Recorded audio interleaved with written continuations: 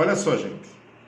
Uma das maiores mentiras que o diabo quer que você acredite é que a sua vida pertence a você, unicamente a você, e você faz dela o que você quiser. Essa é uma das maiores mentiras que o diabo quer fazer com que você acredite. Como esse assunto em respeito da morte, em relação à morte, ele é muito extenso e a gente precisa se aprofundar um pouco. Então, para que o vídeo não ficasse longo e cansativo, eu gravei ele em duas etapas. Essa é a primeira etapa, este vídeo é a primeira etapa. Você vai assistir esse vídeo e logo depois que acabar ele, você vai para um outro vídeo onde a gente dá uma continuidade até chegar ao final. Então, vem comigo, tá aqui o primeiro vídeo. Estamos em um momento extremamente crítico e atípico da humanidade. Um momento onde muitas pessoas estão perdendo as suas vidas, muitos estão perdendo seus entes queridos, né? E muita dor, muita tristeza, muita gente chorando, muita gente sofrendo a dor da separação. E nada mais do que atual, né? Tratar de um assunto que tem incomodado, tem inquietado o coração de muita gente, que é a morte. O medo da morte. E eu quero tratar sobre isso com você aqui nesse vídeo, né? Quero aproveitar e pedir para que você compartilhe esse vídeo para que outras pessoas possam refletir sobre essa palavra. E eu quero falar com você sobre a morte à luz da Bíblia. O que é que a Bíblia diz sobre a morte, né? Algumas coisas nós precisamos levar em consideração, alguns tópicos, alguns pontos nós precisamos levar em consideração. Olha só. Primeiro, o significado da palavra morte. O que significa a palavra morte? A morte, ela vem de uma palavra do grego que significa, que a palavra traduzida chama-se thanatos, que significa separação, né? Num contexto bíblico, a palavra morte, ela significa a passagem da vida corpórea para a vida espiritual. E na língua portuguesa ela significa o fim da vida humana. Olha, antes de mais nada, é preciso que você reflita sobre uma coisa. Você tem consciência da sua identidade, de quem você é? Você tem consciência de que você é feito de corpo, alma e espírito? É uma tríade, né? Que é exatamente uma alusão, é exatamente algo que nos faz lembrar a Trindade, né? Alguma coisa relativa à Trindade. Veja que interessante. A Trindade, Pai, Filho e Espírito Santo, não é isso? E nós, segundo a Bíblia, feitos à imagem e semelhança de Deus, nós somos formados por corpo, alma e espírito. Olha só. Vamos entender um pouco. Existe, desde o início, que a Bíblia nos mostra, que existe um projeto de Deus, um projeto de perfeição. E antes de chegar na morte, eu quero explicar esse projeto. Quero explicar para você de onde surgiu isso, né? O projeto perfeito, o projeto da inocência. Olha só. A Bíblia diz em Gênesis 2, capítulo 7, que o Senhor Deus formou o homem, né, do pó da terra. E formou o Senhor Deus o homem do pó da terra e soprou em suas narinas o fôlego da vida. E o homem foi feito alma vivente. Veja que interessante. Deus formou o homem do pó da terra, soprou em suas narinas e o homem foi feito alma vivente. Aqui nos mostra, segundo a palavra de Deus, que nós temos dentro de nós, dentro desse corpo que foi formado pelo pó da terra, nós temos uma partícula divina. Nós somos parte do divino, pois o próprio Deus soprou em nossas narinas o fôlego da vida e isso vem se multiplicando desde o Éden até os dias de hoje. Na concepção de um filho, o fôlego da vida é repassado e é multiplicado de pai para filho. Na gestação, na criação. Veja que interessante. Então, nós temos dentro deste corpo, aqui nos pertence, nós temos dentro desse corpo um espírito, um fôlego de vida, e temos uma alma, que é a nossa razão, da qual nós vamos prestar conta para Deus. Do pó nós viemos e ao pó nós tornaremos, não é? E aí é algo interessante que eu quero salientar aqui, algo muito interessante, que é a questão do mundo espiritual. Nós não podemos, de maneira alguma, ignorar o mundo espiritual. O mundo espiritual existe e é real. Veja, por exemplo, algo interessante. Uma pessoa está viva ali do seu lado, conversando com você tranquilamente. Ali aquela pessoa que você conhece, você sabe o nome dela, você chama ela pelo nome. Num determinado momento, essa pessoa, ela morre. A alma sai do corpo. Como alguns costumam falar, desencarna, não é isso? A alma sai do corpo. E o interessante é que ali do seu lado, ali próximo a você, está o corpo daquela pessoa. É o mesmo corpo que você tocava, que você abraçava, que você via sorrir para você. Mas ele agora está ali como sendo um boneco inerte. Você mexe para lá, mexe para cá e ele não reage. Ele perde até a temperatura, ele se torna frio e depois ele entra no estado de decomposição. Veja que interessante. Por quê?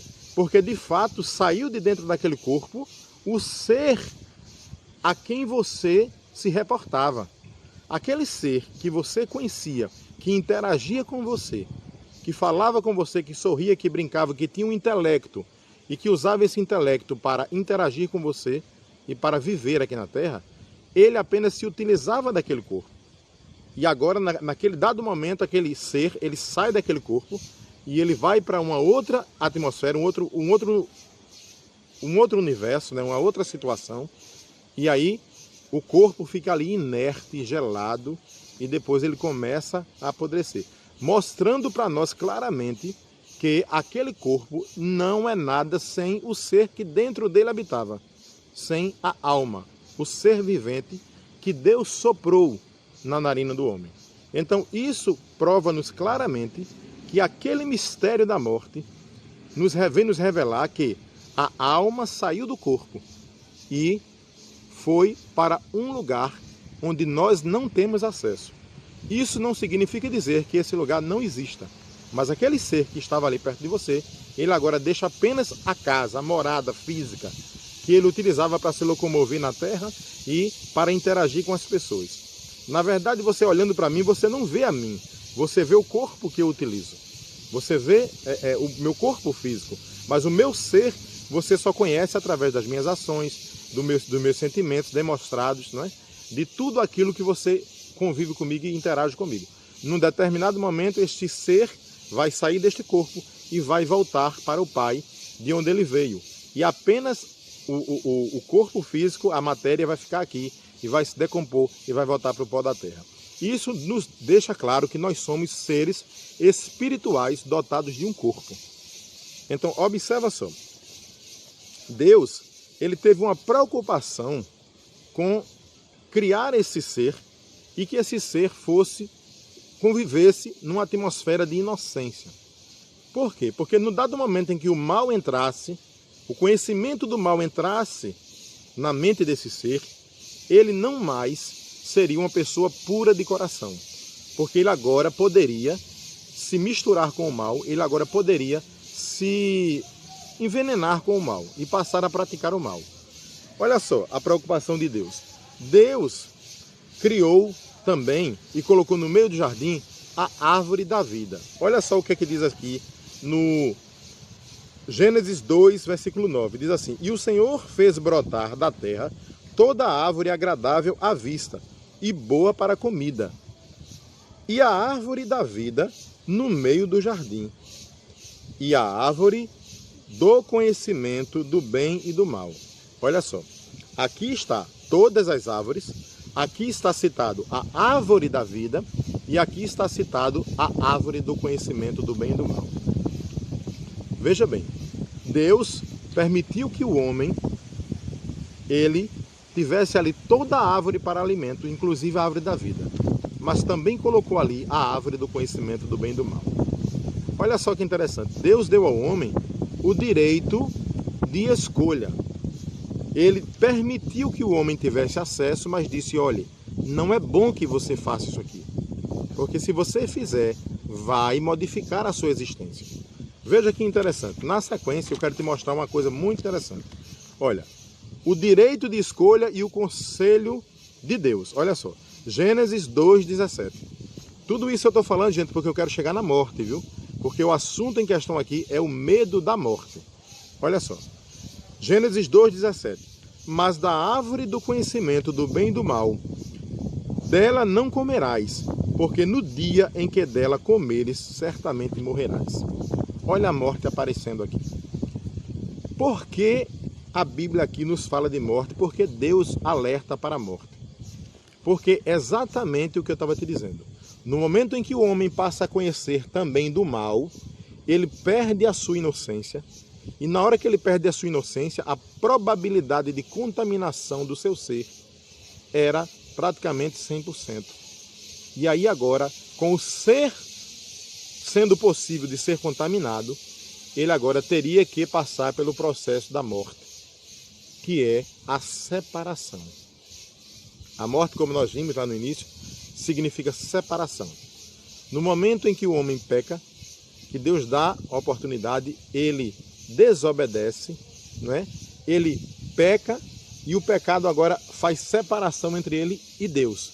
Porque a santidade de Deus não permite que o homem se aproxime dele de forma pecaminosa, contaminado pelo pecado. Então, no dado momento em que o homem peca, acontece uma separação dele com Deus.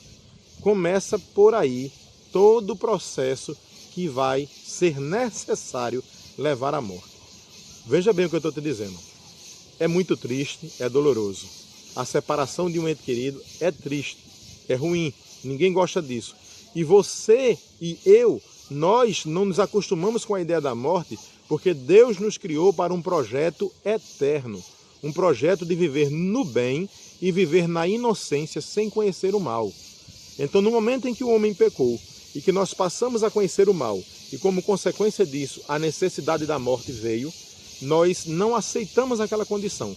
Por isso, a dor da morte, a dor da separação, ela nos faz sofrer muito, porque ela vai de contrário à nossa natureza principal que Deus nos criou, para sermos eternos. Olha só, a preocupação com a atual condição do homem. Deus agora ele se preocupa com a atual condição que o homem está. Você pode até pensar, poxa, Deus é ruim, estabeleceu a morte. Não, olha só, Gênesis 3:22, diz assim, então disse o Senhor Deus, eis que o homem é como um de nós, sabendo o bem e o mal. Ora, para que também não estenda a sua mão e tome da árvore da vida, e coma e viva eternamente. E olha só essa palavra, e viva eternamente. O Senhor Deus, pois o lançou fora do jardim do Éden para lavrar a terra de que fora tomado. E havendo lançado fora o homem, pôs querubins no oriente do jardim do Éden, e uma espada inflamada que andava ao redor para guardar o caminho da árvore da vida. Olha a preocupação de Deus agora com a atual condição do homem. Não é que Deus não queria que o homem não vivesse eternamente. É preciso que você pare para pensar e pegue essa mensagem aqui. Deus estava preocupado em que o homem vivesse eternamente na atual condição em que ele se encontrava, na condição de pecado. Então Deus agora se preocupa em retirar o homem do jardim, separar o homem da árvore da vida, para que ele não vivesse eternamente agora naquela condição de pecado. E aí ele vai e coloca querubins com a espada inflamada ao redor do jardim para guardar o caminho da árvore da vida. Veja a preocupação de Deus com o homem nesse momento. Então, meu amigo, é por essas coisas que eu quero te dizer. A morte é um mal necessário. Aí você diz, poxa Carlos, como é isso? A morte é um mal necessário? É um mal necessário. A morte, ela foi estabelecida para cessar uma condição pecaminosa, para que você não viva eternamente em pecado. Isso é o que está escrito na Bíblia. É o que eu estou te falando. A Morte à luz da Bíblia. O que a Bíblia fala sobre a morte?